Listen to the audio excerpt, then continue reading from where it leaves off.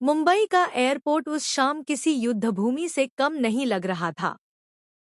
चारों तरफ भागते लोग, चमकती लाइटें, उड़ानों की अनाउंसमेंट और उनमें खोई हुई अपने अपने किस्सों में उलझी जिंदगियां।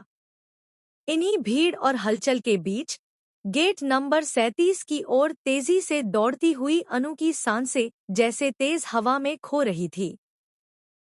उसका दिल लगातार एक ही बात कह रहा था, आज अगर आर्यावर्धन चले गए तो शायद बहुत कुछ हाथ से निकल जाएगा। वो ऐसे भाग रही थी जैसे उसकी हर बात, हर शक, हर डर, सब कुछ आज इसी गेट पर खड़ा उसका इंतजार कर रहा हो।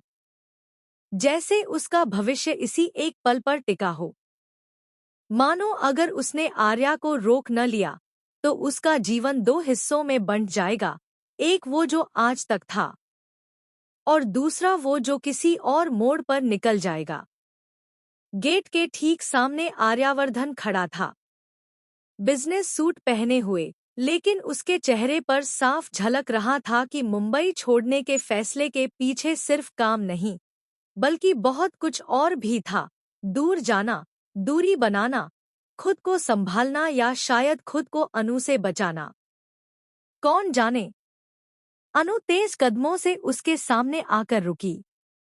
उसकी आंखें हल्की सी भीगी हुई थी, लेकिन आवाज में एक अजीब सा हौसला था।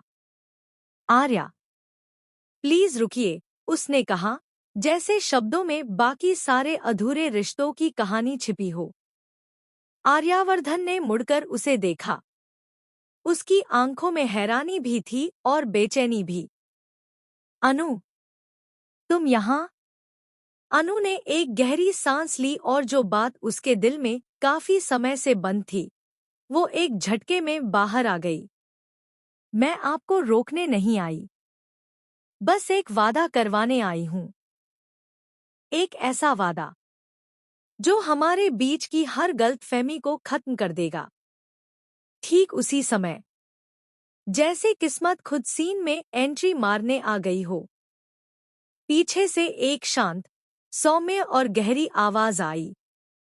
अनु बेटा, उनकी चिंता छोड़ दो, आर्या को जाने दो। अनु ने पलटकर देखा। गायत्री देवी, आर्यावर्धन की माँ, बिल्कुल उसके पास खड़ी थी। सफेद साड़ी में शालीनता और चेहरे पर वह अपनापन जो हर बेटी को सिर्फ माँ से ही मिलता है। उन्होंने अनु का हाथ हल्के से पकड़ा और मुस्कुराते हुए बोली, तुम हो ना?